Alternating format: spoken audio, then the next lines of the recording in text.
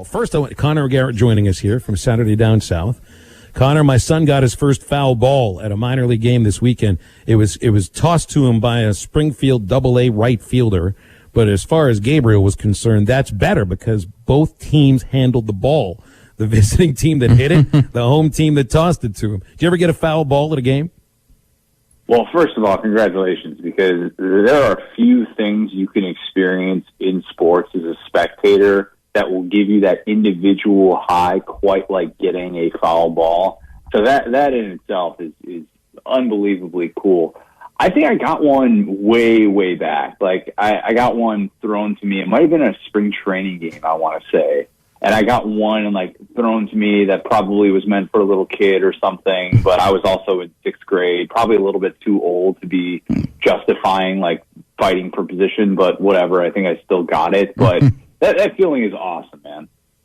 Remember the first time I got a ball from a player at a game, I was at Wrigley. And it was the second game I ever went to Wrigley, sat on the bleachers. It was Jose Hernandez. And he tossed me the ball he was warming up with. So it wasn't a foul ball. It was a ball from a player. It meant something. You know what happened the day before I was at that game, though, Connor? No, it was the day after. It was the next day after I got that ball from Jose Hernandez. Kerry Wood struck out 20 batters a day after I was there. It was off by one freaking day. Jeez, that I'll never forget. I'll never forget that day and having a buddy who was at that game and him saying before that game, "Yeah, I'm going to see this guy pitched named Kerry Wood or something." And you know, I think he's got some he's apparently got some pretty good stuff. But even as I guess I would have been 9 years old at the time. I mean, that is an all-time sports memory, and that's probably one of those where you show the ticket stub and just hopes that people will think that you were there that day, but you actually weren't. All right, let's get into some of this college football stuff. You wrote about defenses that you believe will improve upon last year. You're up on this Arkansas defense, and last year they had a lot of flashes to show you reasons why most of these players are coming back, but you're expecting like a full touchdown improvement in the scoring defense, which last year was 35 points per game, a full touchdown better? Well, I think naturally a lot of SEC defenses are going to improve just by nature of getting some of those group of five and FCS games back in there. And just, I think defense is going to be easier this year than it was last year, where so many of these teams just didn't even get to do live tackling.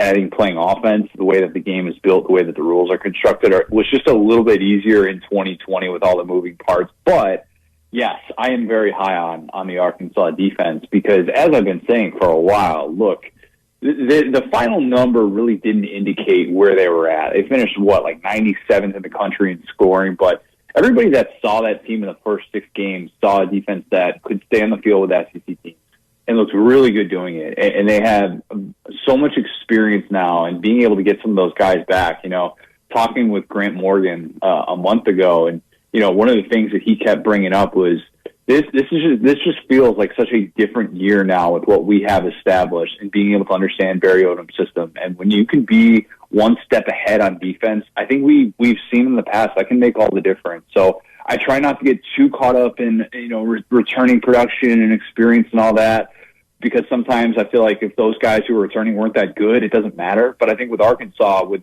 building around Grant Morgan, building around Jalen Catalan, I think that you are in a much different place, and I do expect them to be the most improved SEC defense. Where they really do need to improve, though, and this will have a lot to do with whether or not they improve overall. I think you're right. They do have strengths. Linebacker, certainly the secondary, I think, is in the top half of the SEC. It's the ability to generate a pass rush, which just really wasn't there very much last year. I think they'll be able to get more of a rush this season. It's just really just a matter of degree. Well, think about that, too. When you're a defense that doesn't really have a lot of depth in the front seven, that's the area where you're probably not really going to have the bodies to rotate in and out. And that's the area where you can really suffer and struggle, and it puts so much pressure on the rest of your defense. I mean, Florida specifically is the best example of that, of a defense that is so predicated on getting that pressure with Todd Grantham. And when they can't get it, and their back end is really exposed, it makes them look a lot worse than they actually are. I think that area is going to improve, and I think that given what they have back and understanding that system in being able to dissect and be able to figure out some of these plays before even at the line of scrimmage to be able to figure that out. I think that's just so important for this team. And I think that as long as the depth is there, then they're going to be able to be one of the SEC's better defensive units. Man, Connor, you must have looked at my notes or somehow read my mind for bringing up Florida, because that's exactly where I was going to go. And you wrote an article about less than a week ago that may be a little controversy around a lot of college football fans, because the word of feel still is like the Bible for preseason football. And you had a problem with him leaving the University of Florida out of his top 25. Why do you think he did it? Was it to preserve his, end of the year 25 matching up with his preseason? Was he just not seeing what you saw? What was it? So Phil said in response to that article that he's projecting for the end of the season, which that in general I don't like doing. I think that we should be evaluating teams based on where they are in week one and how confident would you feel in them stepping on the field that opening game, because it's so hard to project, strength of schedule and injuries and all those different things that happen over the course of the season. But even if that's the case, I think that's an overcorrection. I look at a Florida team that has played in 3 consecutive New Year's Six Bowls, has played in 36 consecutive games as a ranked team. This is not some team that just had 1 year and then all of a sudden they lose all this talent, obviously. I think the floor with Dan Mullen is much higher than what people are probably giving credit for. And I understand. You lose 3 games to end the year, and all of a sudden we see a little glimpse of the future with what happened in the Cotton Bowl, and we're off of Florida, and all these passing game questions that we have are there. I get all of those things. I just think that Dan Mullen, when he has a quarterback, which has been pretty much every single year in the last 7 years, has been really, really good. I mean, we saw what he did with Felipe Franks. We saw what he did with Nick Fitzgerald. I just tend to think that Dan Mullen is going to be plenty worthy of having a top 25 team at Florida until further notice. I just think that we're getting ahead of ourselves if we're looking too much at that losing streak to end the year. And I don't think that the Cotton Bowl is a real indication of who this team is going to be in 2021. Yeah, it is kind of weird, especially how Dan Mullen kind of handled the whole situation of saying, well, we really weren't trying, we really didn't care. And you brought up all the quarterbacks that he's worked with at Florida. I mean, you can go back to quarterbacks that he worked with at State and was always getting the best out of those guys. So 3 consecutive New Year's Six Bowls. Would you project Florida to get back to the New Year's Six or higher this season? I think Florida has a ceiling of 10-2. And I say that because Dan Mullen is 2-28 all time against teams that finish in the top 10. And he's got 3 games in that schedule, Georgia, Alabama, LSU, in which you tend to think he's not going to win 2 out of 3 there. So I would say that kind of limits their ceiling a little bit. It would not surprise me at all if they got to a New Year's Six Bowl. I don't think they're winning the division. I think they're going to have real competition to finish second in the division with Kentucky, a Kentucky team that I expect to be strong on the defensive end, has a new offense with Liam Cohen running the show over there. And I think that there are a lot of questions about this Florida team and what the floor looks like. This is going to be the great year to test that floor, to test that recruiting that Florida fans have been really critical of with Dan Mullen. But I think that, it's definitely feasible to see Florida ending up in the Citrus Bowl or the Outback Bowl and missing out on a New Year's Six Bowl for the first time in the Dan Mullen era. They seem like very much a coin flip right now to get to that point with a limited ceiling. You're high on Kentucky, Connor. Looked like Dari Rosenthal was high on Kentucky, too. Transfers out of LSU.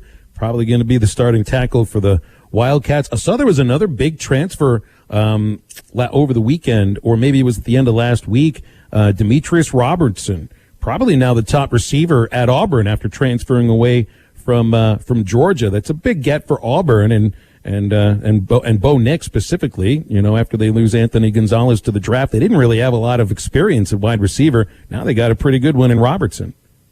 No, they're extremely young at receiver. I'm really not much of I've kind of lost hope for Demetrius Robertson being a good college receiver. As great as the talent is, former 5-star recruit, incredible speed, spent that brief time at Cal before transferring back to Georgia. I tend to think that you kind of are what you are at this stage of your career, and he's been given those opportunities.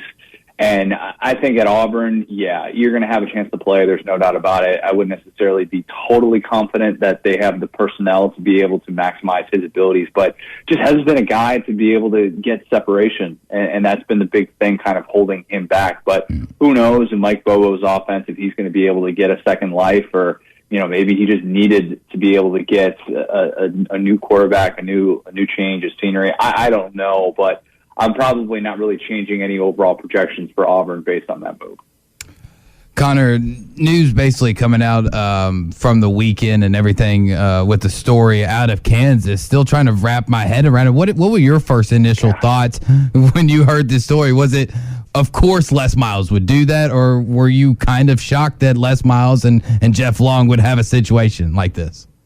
I'm no longer shocked at anything I hear about Les Miles and Jeff Long. Let's just say that. Very true. These guys are the epitome of what's wrong with college sports and empowering the wrong sort of people. It's abuse of power 101. If you haven't read the story, you should totally read it, because it is just enlightening to see the balance of power and why some of these places are just so backwards in their thinking, and to think, oh, we're just going to pay the kid who rightfully, accused his teammates of, selling drugs, and they're found out to be accurate assessments and all this stuff, and we're just going to pay him $50,000 to go away. Like, that's just not something that a head coach should be dealing with. Mm-hmm. And an athletic director that empowered Les Miles and went rogue to hire Les Miles. Tough look for Jeff Long overall. He's been taking L's this entire offseason. Same with Les Miles. This story is just, it makes you sick to think about what else could be going on in the college football world if this is what's being done to try and win games at Kansas. I mean, goodness gracious, if that's the level that people have to stoop to try and win football games and have such terrible results at Kansas, it does make you question what else is going on. He's not the first person, not the last person to empower the wrong people, but it's just a shame, and you feel bad for that kid and his family and what they've had to go through. Well, and you also wonder how often throughout his coaching career, and I know that this has happened previously a long time, but it's obviously frowned upon now, taking a rivalry or taking some guys who don't agree on things that have nothing to do on the field and telling them to settle their differences in a head-on, full-contact drill. Yeah. I mean, what is this? Is this 1950? Because this is not the sort of stuff that flies at all. The Oklahoma drill to solve that is basically, that's the equivalent of Les Miles' approach to offense. So I guess we shouldn't take it as much of a surprise. Yeah, it's well said. Well said about that. All right, Connor, we'll let you go with that. Appreciate you, man. It's good stuff getting back with you. I know we were off last week, so and next week is SEC Media Days, and football season's going to be upon us before we realize, my friend. Love it. Appreciate it, guys. Thanks, Connor. Connor O'Gara, Saturday down south. Halftime brought to you by Pradco Outdoor Fishing. It is summertime, and in Arkansas, that means pond and creek fishing. Nothing catches bass and bluegill in a pond like a Rebel crick hopper. You can twitch it, pop it, walk it, and swim it. This is the ultralight fishing lure that looks and acts like a real grasshopper. The crick hopper also works great in tandem with light spinning rods and reels with 4 or 6 pound fishing line. Available at Walmart, Bass Pro Shops, Academy, LureNet.com, and tackle shops everywhere. The Rebel Crick Hopper. All right, we'll wrap things up with 3 Up, 3 Down on halftime next.